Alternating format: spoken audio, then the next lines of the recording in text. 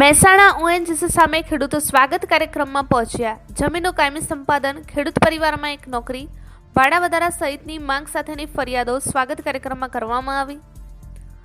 3 વર્ષ માટે હંગામી સંપાદન કર્યા પછી 18 વર્ષ સુધી કબજો નહીં છોડીને તેલ ઉત્પાદન કરીને મોટો નફો મળ્યા પછી જમીનનો કબજો સુપરત નહીં કરવા તેમજ ભાડા નહીં વધારવા બાબતે ખેડૂતોમાં રોષ દેખાતો હતો। મહેસાણા જિલ્લાના આશરે 5000 ખેડૂતો ઓએનજીસીની તાનાશાહીથી નારાજ હોવાનું જણાવ્યું। આજના સ્વાગત કાર્યક્રમમાં પણ રાબેતા મુજબની જેમ આશ્વાસન આપી દેવામાં આવ્યું।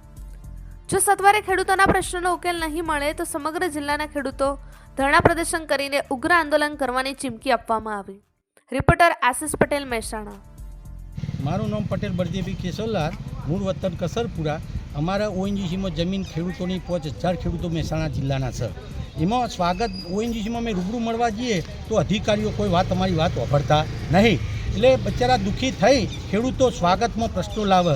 એમાં જેવા કે જમીન કાયમી કરો, વારસદારો નોકરી રાખો, પછી ભાડું વધારે, આવા તમામ મુદ્દાઓ હોય, પણ ઓએનજીસી કોઈ વાત વાપરતી નહીં ખેડૂતો, અને ખેડૂતો પરેશાન અને જે રાજકીય હોય એમનું અમારી કોઈ વાત વાપરતા નહીં, બરાબર। એટલે ખેડૂતો નાસીપાસ થાય અને અમે સ્વાગતમાં આવીએ છીએ તો ખાલી કહે છે કે તમારી આવતી વખત હવે અમે સ્વાગતમાં અત્યારે વાપર્યા તો સાહેબે એવું કીધું કે ભાઈ આમનું અઠવાડિયામાં નિકાલ કરો, એવું દરેકને આશ્વાસન તો હાલ આપ્યું છે।